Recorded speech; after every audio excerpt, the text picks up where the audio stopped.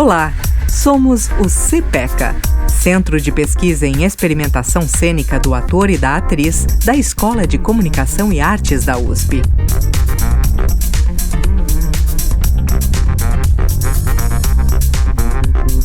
Esse podcast faz parte do projeto USP 22. Vamos lá?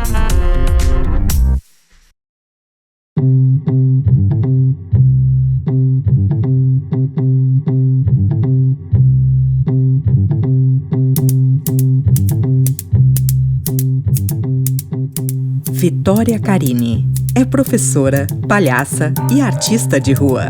Arte educadora pela Unesp, palhaça pela Formação para Jovens Palhaços, PFPJ, dos Doutores da Alegria. Atualmente é mestranda pela USP e palhaça no Hospital de Amor em Barretos, São Paulo.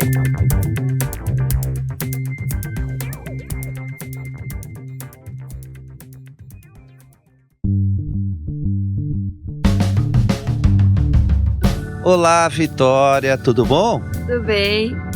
Seja bem-vinda a mais um CPcast, a série de podcasts do CPECA. E eu gostaria de pedir para você se apresentar para o nosso público.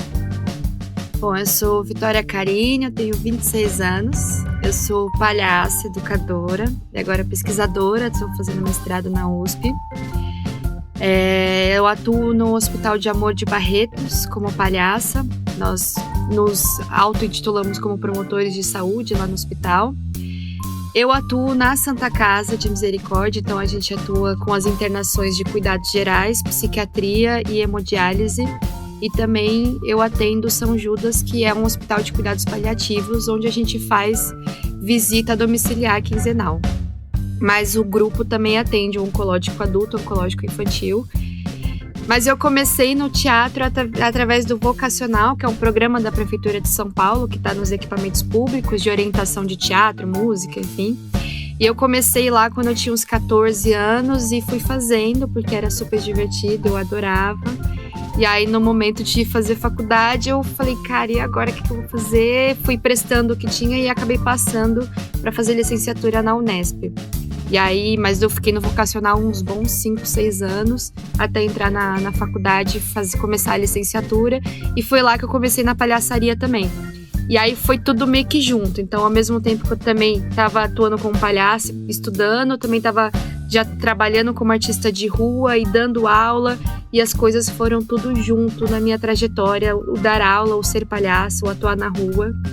E a minha pesquisa do TCC, inclusive, a minha finalização do TCC foi pensar essa educadora que era palhaça, que era artista de rua, quem é essa figura que é tudo uma coisa só. Ah, que bacana. E essa sua pesquisa, ela desembocou de alguma maneira na sua pesquisa de mestrado? Como é que foi esse seu ingresso, esse seu interesse a iniciar uma pesquisa de mestrado? Conta pra gente. Bom, a minha pesquisa de mestrado já mudou algumas vezes, acho que igual de todo mundo que tá falando aqui. Mas a minha pesquisa de mestrado começa, inclusive, quando eu vou fazer a seleção para Barretos, que aí foram vários dias de seleção, e tinha um dia que era improviso, tinha um dia de entrevista, dia de apresentar a cena. E aí o dia que eu tive que apresentar a cena foi horrível, foi uma cena horrorosa. E fiquei muito nervosa antes, depois, e quando eu voltei para São Paulo dessa seleção, eu fiquei me fazendo um monte de perguntas. Eu falei, cara, como que eu já tenho aí uns 7 anos de palhaçaria e por que eu fiquei nesse estado e não sei o que, e eu comecei a questionar a minha formação como palhaça. E aí eu percebi que a minha formação como palhaça foi uma formação que eu chamei de Frankenstein, assim, né? Então, eu fiz a formação dos Doutores da Alegria, também o FPJ. Então, eu ia, por exemplo, para aula de manhã, mas se eu tinha que testar alguma coisa, eu testava na rua. Mas aí, se eu tivesse que apresentar alguma coisa, era num sarau, alguma outra coisa assim. Então, era tudo muito separado e eu tinha que dar conta de juntar todas essas experiências no meu corpo, na minha cabeça. E aí eu comecei a pensar numa formação que fosse tudo junto. E aí eu comecei a pensar numa formação que fosse laboratorial em palhaçaria. Então Então, dentro da mesma formação, a gente tem a técnica, a gente tem a experimentação, a pesquisa, a apresentação, retomar um pouco o espírito do Sarau do Charles, que era um lugar muito de experimentação. Então, a minha pesquisa começou a ir para esse lugar de questionar a formação em palhaçaria, a minha própria formação. No meio disso tudo, fui parar em Barretos, e aí hoje eu pesquiso a formação do palhaço de hospital. Porque aí quando eu começo a atuar em hospital, buga a cabeça, né? Porque aí um monte de coisa que pra mim era muito funcional na rua e servia na rua, dentro do hospital não acontece, assim, não tem como. É uma outra linguagem, é uma outra preparação. Então, hoje a minha pesquisa de mestrado é pensar a formação do palhaço de hospital. O que a gente precisa? Quais aspectos da linguagem eu preciso ter domínio para estar no hospital e quais aspectos que não dizem respeito à linguagem, mas que eu também preciso ter domínio para atuar no hospital. Bacana. É interessante você apontar que tem essa diferença. Explica para nós, leigos, o que exatamente pode diferenciar essa sua atuação dentro de um hospital e da rua? Como que, para um leigo, você explicaria isso? Essa é a pergunta que vale $1 milhão. Eu acho que é justamente essa pergunta que eu tô me fazendo, assim. Eu acho que eu vou tentar falar alguns lugares que eu cheguei a partir de um caos. Então, fui entrar no quarto e a paciente tinha o nome de uma princesa. E aí a gente começou a brincar, que ela era uma princesa, tava com o Depende, né? O Dagobert tava com a sanfona, aí começou a fazer uma música de princesa, e a gente fazendo reverência, e ficamos nesse jogo de transformar ela em princesa. O filho tava no quarto, e ficamos brincando dela ser uma grande princesa. E aí eu me viro e falo no momento da brincadeira, e pergunto da herança dessa princesa. Qual que é o problema disso? A gente tava dentro de um hospital de cuidados paliativos. E aí, na hora que eu falei da herança, eu já arrepiei dos pés à cabeça. Eu falei merda. Ai, Jesus.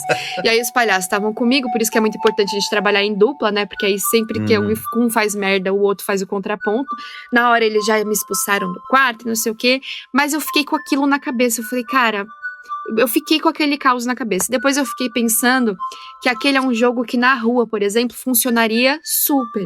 Né, brincar de herança, você transformar uma pessoa que tá na rua numa princesa e falar que você tá de olho na herança dela, né, você dá poder a essa pessoa. E eu fiquei pensando muito que o meu jogo de palhaça é um jogo que tá embebedaço no charlatanismo, assim. Então eu sou uma palhaça muito, muito charlatã, que é um jogo que funciona muito na rua, né? Então o palhaço de rua, em alguma medida, ele tá tentando sempre tirar proveito da situação. Só que quando você tá no hospital, você vai tirar proveito de quem?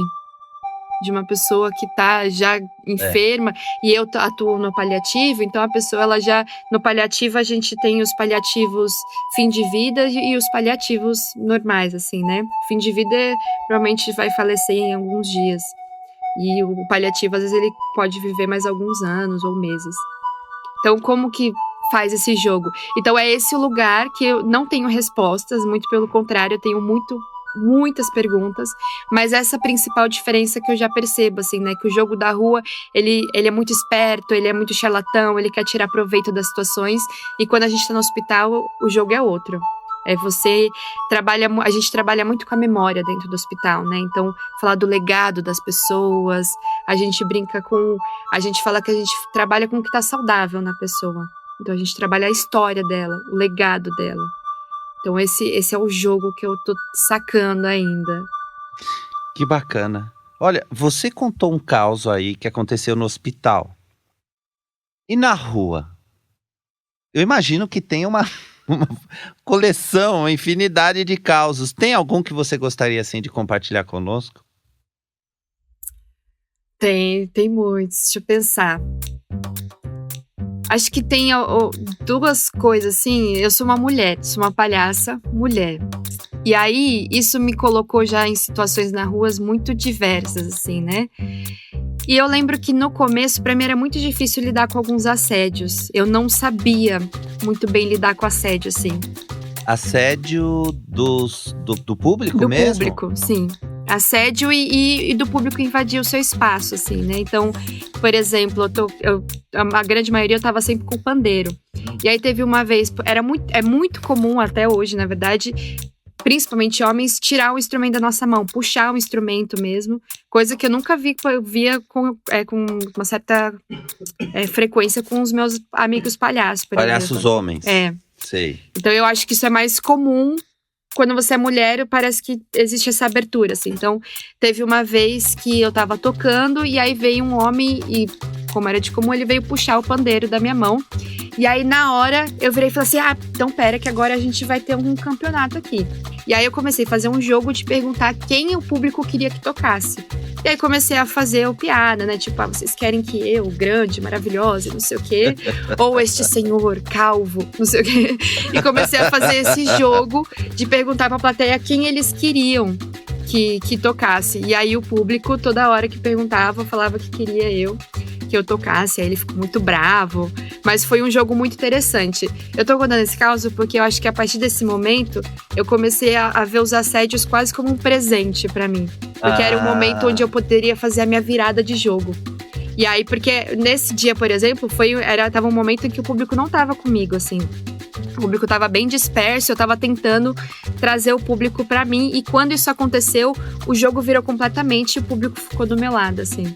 Então esse foi uma virada de chave interessante pra eu pensar meu jogo como uma mulher palhaça na rua, por exemplo. Que demais. E nesses espetáculos da rua,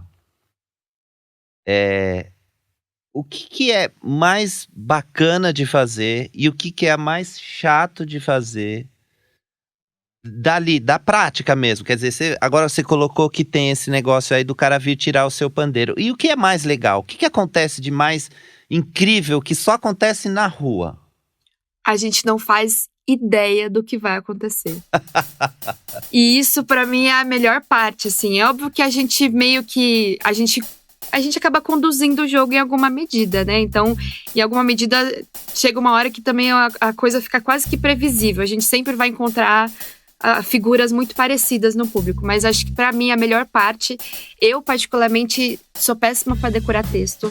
Odeio decorar texto, odeio decorar partitura corporal, odeio ter coisa muito fechada porque eu fico nervosa de tentar manter. E aí eu me perco e aí me desconcentro. Então, pra mim, eu gosto muito de ir pra rua com quase um canovate, assim, né? Então, eu sei que eu tenho que fazer isso, isso e isso, mas eu gosto de dar muita abertura pra que as coisas aconteçam, assim. Porque a criança vai falar uma coisa que vai ser demais. E o bêbado vai invadir o espaço. E o cachorro vai invadir, vai fazer a coisa que deveria ser feita. Então, pra mim, a melhor parte da rua, definitivamente, é que eu nunca sei o que vai acontecer. A imprevisibilidade. Eu amo. Agora, já que você chamou imprevisibilidade, olha só, eu tive, assim, a felicidade de fazer trilha, né, pros doutores e tal, da alegria. E era um espetáculo fechado. Era um espetáculo de circo, chamava-se O Homem que Fala, né? Você já teve essa experiência de fazer espetáculo fechado em palco, ali, com roteiro, texto, essa coisa que você odeia fazer? Eu fazia a farsa do açúcar queimado, ou a mulher que virou pudim, mas era teatro de rua, né? Mas eram 8 atrizes em cena, era uma farsa. Inclusive elas estão com o Zé Renato agora, eu fiquei muito feliz. Que bom. Eu saí do grupo, né? O Zé Renato, o prêmio Zé Renato, não é? É um prêmio de incentivo que tem a produção teatral que chama-se Zé Renato.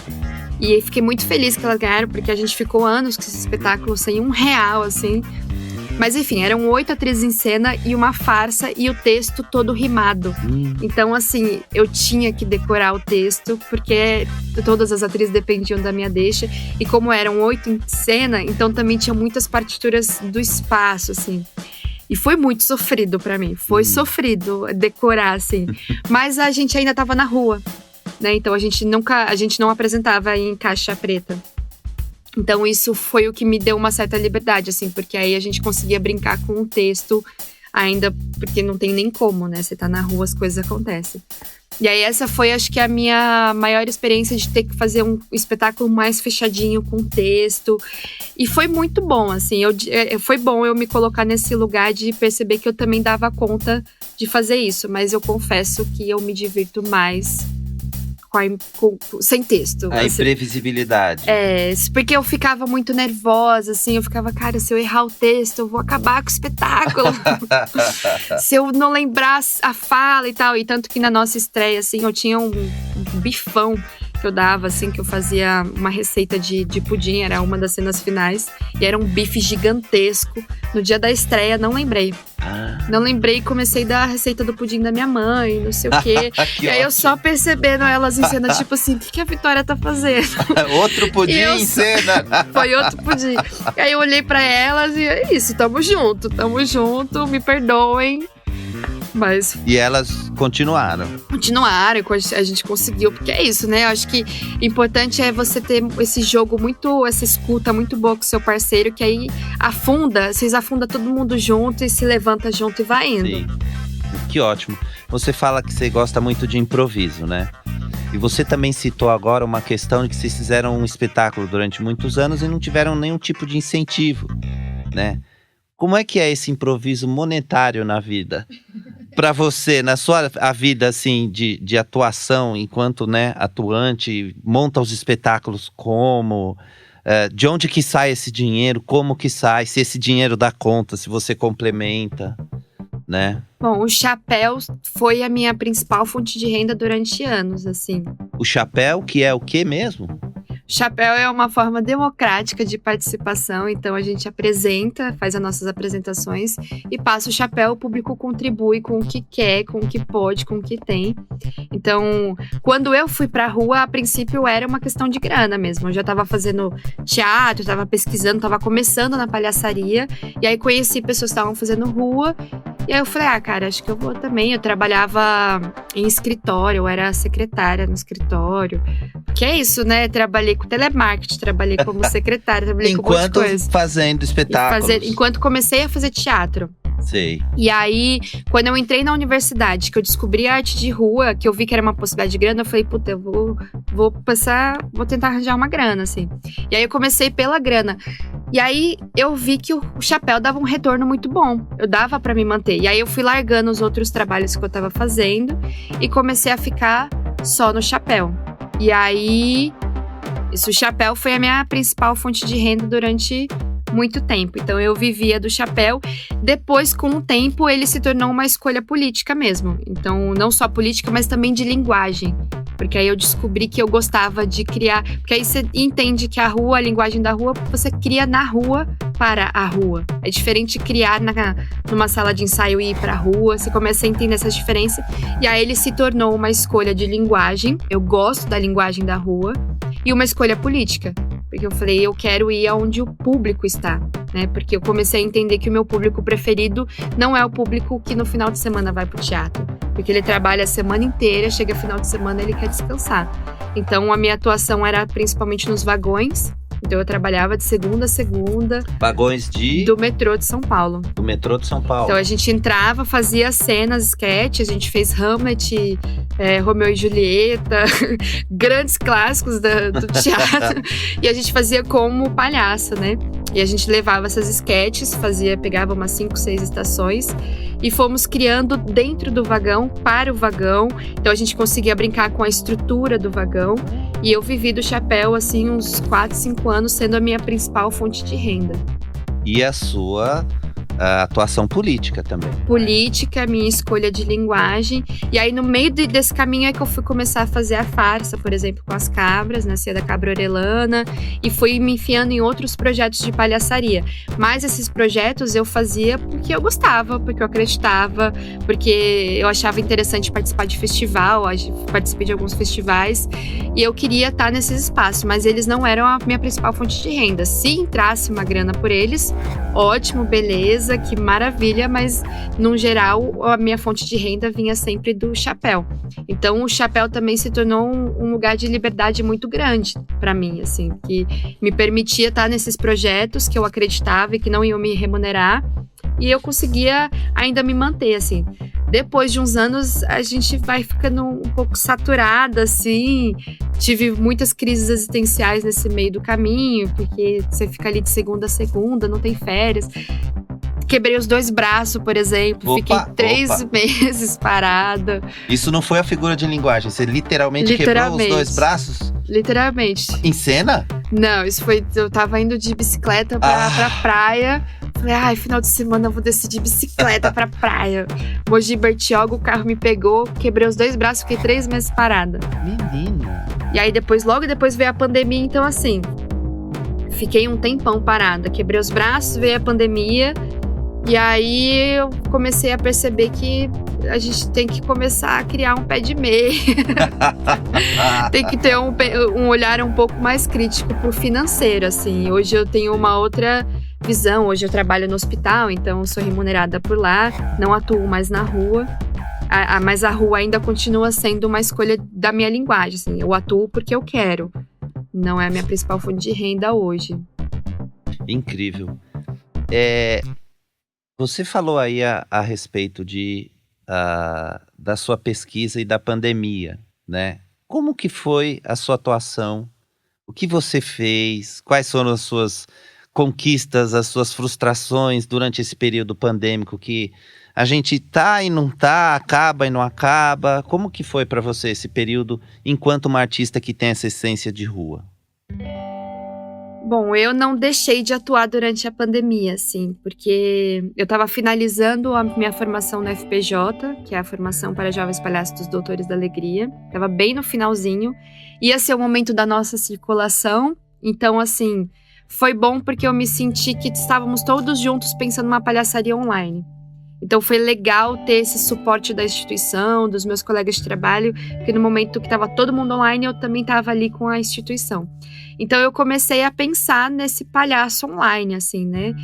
Óbvio que eu ficava em muitos lugares, né? Óbvio que eu ficava tipo assim, cara, não dá, eu sou da rua, eu não sei fazer sem o público me alimenta, o público faz parte do meu espetáculo. Mas a gente começa a pensar tipo assim, não, a gente tem aí Charlie Chaplin, entendeu? Dá pra fazer palhaçaria em vídeo, isso existe, é uma linguagem também.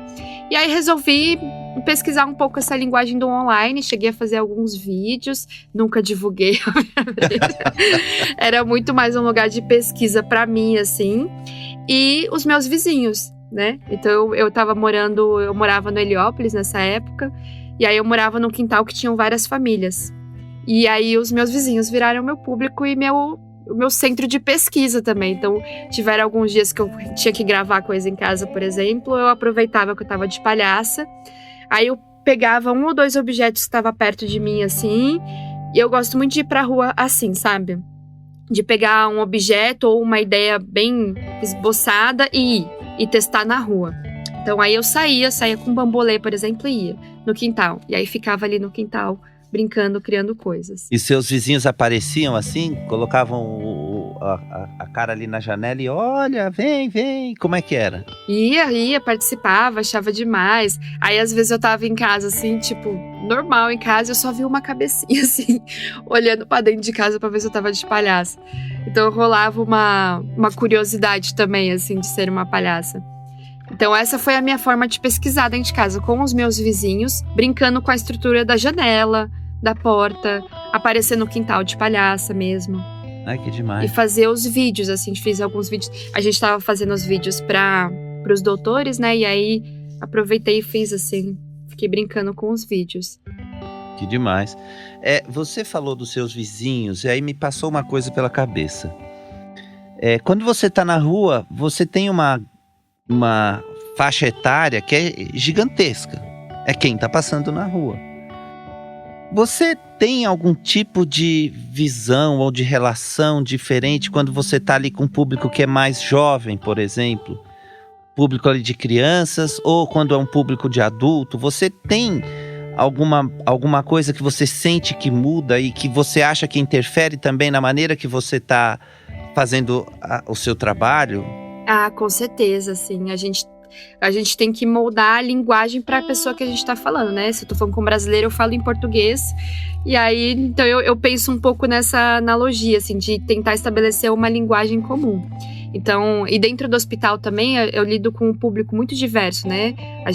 Nós somos um projeto que atende de 0 a 100 e poucos anos, mas os enfermeiros, enfim, a rua é a mesma coisa. Então, eu percebo, assim, que com criança menor, aí tem as diferenças de idade também, né? Se é uma criança muito pequena, geralmente ela se assusta com a máscara. Então, eu tenho que ir com um tempo muito mais ralentado, assim, pra falar com criança pequena, porque ela precisa ter um tempo de me ver. Então, eu nunca chego falando oi pra ela, pra criança pequena. Eu gosto sempre de olhar, aí eu me escondo, aí eu apareço de novo, porque ela precisa de um tempo de me assimilar e ver que eu sou uma pessoa, mesmo com a máscara. Com a criança maior, já dá pra brincar um pouco mais rápido. Então, tem essas diferenças entre as crianças. Com o adulto, eu gosto muito de ir pra baixaria. Porque eu percebo, assim, né, que tem uma coisa, assim... Eu não lembro qual é o autor que fala isso, mas desse humor que tá aqui debaixo do tapete, aquelas coisas que ninguém fala, mas tá todo mundo pensando, eu gosto de revelar. Sim. Então, geralmente com adultos, jovens, eu gosto de brincar com essas coisas de revelar o que tá todo mundo pensando, mas ninguém vai falar. Então, eu gosto de um lugar mais da baixaria, assim, de revelar o que tá escondido. E com as crianças menores é um lugar muito mais lúdico e dá pra ir muito mais longe. Com adulto também, assim, tem adulto que parece criança, né? Então, eu gosto também de colocar o adulto nesse lugar dessa busca também da criança interior dele, assim. Mas com certeza tem diferença da linguagem do público. Que demais! Agora me diz uma coisa, você compartilhou aí uma trajetória muito bacana, incrível, uma batalha aí, e me ocorre o seguinte, a partir desse momento, dessa sua trajetória, por que você decidiu fazer um mestrado? O que te moveu até a academia? É um acidente. Um acidente do percurso. Porque, eu tô falando brincando assim, porque na verdade eu nunca fui muito acadêmica, assim, né? Então eu fui pra academia porque eu queria, sei lá, aconteceu as coisas. Quando eu vi, eu tava ali fazendo a licenciatura e me apaixonei pela licenciatura, mas eu não fui muito acadêmica durante a minha graduação, porque eu não me encontrava muito nos moldes acadêmicos, assim. Eram poucas as pesquisas que eu me identificava, então eu passei a minha graduação inteira sem ser essa pessoa super acadêmica. Quando eu fui fazer meu TCC, eu falei, vou ter que escrever, né? Vou ter que escrever, chegou esse momento, ferrou, o que eu vou fazer, que eu nunca fui essa pessoa acadêmica, eu me autoafirmava, não sou acadêmica, e aí fui conversar com um amigo meu, que ele é o Levi, que inclusive ele foi meu orientador no TCC, ele estava no doutorado, e a gente tinha muito essas identificações, e eu falei, cara, como que você chegou no doutorado, assim, né? E aí eu fui pedir uma ajuda, assim, fui falar para ele um pouco da minha trajetória, e aí foi o Levi que me abriu as portas de uma outra academia que eu não conhecia antes, que era uma academia que aceita a sua experiência pessoal, que aceita outros saberes. E aí ele foi me dando algumas referências super acadêmicas, assim, esses autores que todo mundo usa, e ele foi me dando uns textos específicos e eu fui curtindo ler essa galera. E aí foi aí que eu descobri que, na verdade, eu era acadêmica, assim. Eu era uma pesquisadora, assim, eu só não tinha encontrado minha turma ainda. E aí, na escrita do TCC, eu realmente me apaixonei, assim, eu descobri que eu sou uma pesquisadora porque eu sou curiosa. E eu sou uma aquariana curiosa, palhaça, então, assim, eu sou pesquisadora, uma pesquisadora nata. E aí foi no TCC que eu descobri que eu curtia. E aí, dali, ele começou a me incentivar muito a ir pro mestrado, a falar, não, essa pesquisa sua é muito maravilhosa, ela tem que ir pra frente. Ele foi uma pessoa que me incentivou horrores. E aí, por causa dele, eu resolvi escrever o projeto de pesquisa. Mas foi muito assim, tipo, deixa eu ver, vamos ver, vou escrever, então. E aí, eu mandei o projeto de pesquisa, não conhecia ninguém da USP, não tinha participado dos grupos de pesquisa, assim. Uhum. E aí, passei na USP e aí eu tô muito apaixonada, assim, pela pesquisa acadêmica mesmo. E quero muito desenvolver, assim, eu descobri que a academia te permite ser uma curiosa com método. Muito bonito isso que você fala, né? Porque a academia, ela parece sofrer de um conceito, um pré-conceito de que ela, na verdade, tolhe a criatividade, que ela limita os artistas, mas quando as pessoas começam a, de fato, se aproximar da academia, eles veem que não é absolutamente nada disso, né? É interessante você trazer isso para o nosso podcast, principalmente porque a gente precisa começar a desmistificar essa visão que a sociedade tem de que a academia é uma coisa que ela é impositora, que ela é tirânica e que ela limita. Eu particularmente, a minha experiência acadêmica foi exatamente o contrário. Ela foi libertadora, ela foi de uma descoberta, ela foi descoberta dentro e fora da academia, porque uma coisa acaba estimulando e incentivando a outra, naturalmente existe esse trânsito. Então é muito bacana que você trouxe isso. Agora, vamos lá, de aquariano para aquariano, para aquariana. O que você diria para alguém que está te escutando agora e fala assim, poxa, eu sempre tive vontade de fazer isso, mas eu tô ainda assim, tô com o pé atrás, eu tô meio... O que você falaria para essa pessoa? Só faz, assim, porque também a gente vai descobrindo fazendo, né? Não tem outro jeito. Essa é a pesquisa científica também, né? Quando eles vão fazer uma pesquisa científica, você vai testando, fazendo. Tem uma autora que fala dos laboratórios, que ela define que o laboratório é um lugar onde a gente testa bombas. E eu gosto muito dessa ideia de ir fazendo e testando bombas e deixa explodir. Aquela bomba de farinha, né? Deixa aí, deixa acontecer, assim. Então tem que ir fazendo e tem que ir descobrindo fazendo. E errar é o melhor caminho. Então vamos aproveitar agora esse momento para abrir para as perguntas, né? Nós temos aqui o professor Eduardo Coutinho. E, professor, o senhor tem uma pergunta aqui para a nossa querida? A minha pergunta eu queria que você falasse da experiência na medicina paliativa, a questão do olhar. O que é que você... Eu estou perguntando porque você já me disse alguma coisa desse tipo, né? Como é que é essa questão do olhar na hora lá da cena, do fazer? Eu tive um professor na graduação, Lee Taylor, que ele falava que a sensibilidade... Foi meu aluno. Eu ia comentar isso, mas... Quem não foi aluno do Eduardo Coutinho? E o Lee Taylor, ele falava que o olhar sensível é um treino, que a gente tem que treinar o nosso olhar sensível. E isso sempre me pegou, assim, né?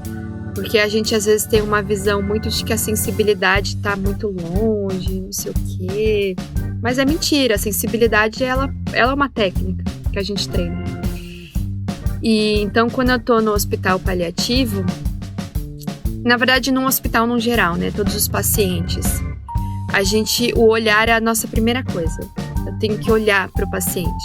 Porque existem dois tipos de não. Existe o não, que é não mesmo. Não quero que você entre aqui nesse quarto. E a gente tem que respeitar, porque, né, a pessoa ela não pode dizer não dentro do hospital no geral. Pro palhaço ela pode. É diferente no paliativo, eles podem falar não no paliativo. Eles podem falar não pro tratamento, eles podem falar não pro medicação, eles podem tudo no paliativo. Então, e existe o outro não, que é tipo assim, não quero. Para, que é isso? Aquele não sim, né? É um não que é sim. E aí esse nos interessa, porque aí esse a gente pode entrar. Então a primeira coisa que a gente tem que ter é olhar para o paciente e entender se ele tá medicado, se ele tá dormindo, se ele tá disponível para o jogo, se ele quer. E mesmo assim, a gente tem que ir construindo essa relação e as coisas vão acontecendo enquanto a gente vai construindo. Mas tem um lugar do paliativo também que muitas vezes a gente trabalha mais com os acompanhantes do que com o paciente. Porque tem paciente que às vezes ele tá medicado, ele já tá sedado, ele já não tá tão respondendo mais, ele já não tá mais ali. Principalmente os fim de vida, assim, nosso paliativo fim de vida já não estão mais ali. E aí o nosso trabalho acaba sendo muito mais com o acompanhante. Então esse é um outro olhar muito interessante, assim, né? Quando a gente abre a porta do quarto, a gente faz um mapeamento ali, quem é o acompanhante, quem tá com ele, se o acompanhante tá no jogo, se ele não tá, se a enfermeira vai entrar pra dar medicação, tem que ter tudo isso, assim, no nosso raio em questão de segundos.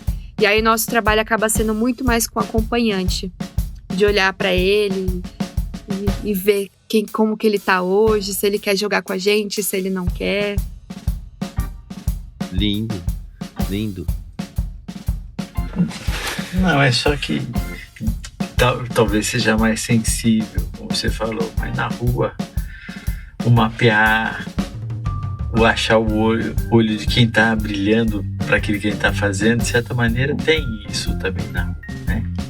Essa relação do olhar, né? Do que você falou aí do mapear, que não é a enfermeira, não é, mas de alguma forma é onde eu tô, o que eu tenho para, né, o espaço, as pessoas.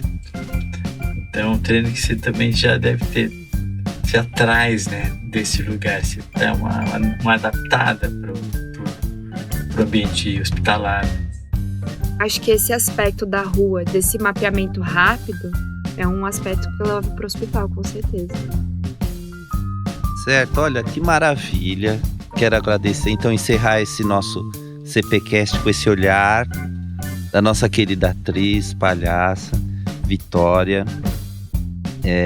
E agradecer. Você quer complementar? Falar alguma coisa que você gostaria de acrescentar?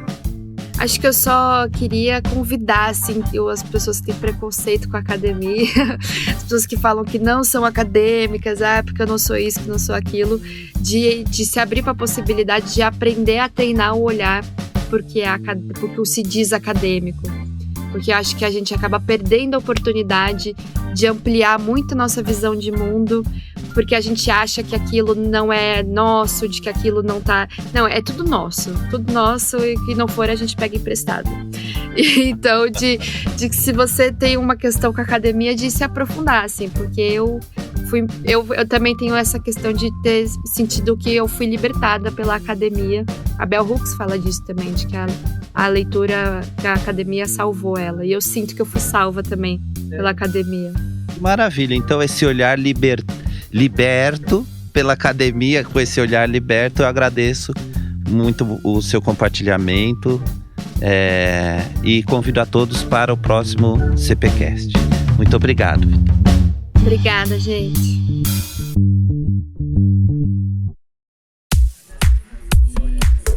Conheça mais sobre nós, o CPECA, no Instagram, @CPECA2019. Até mais!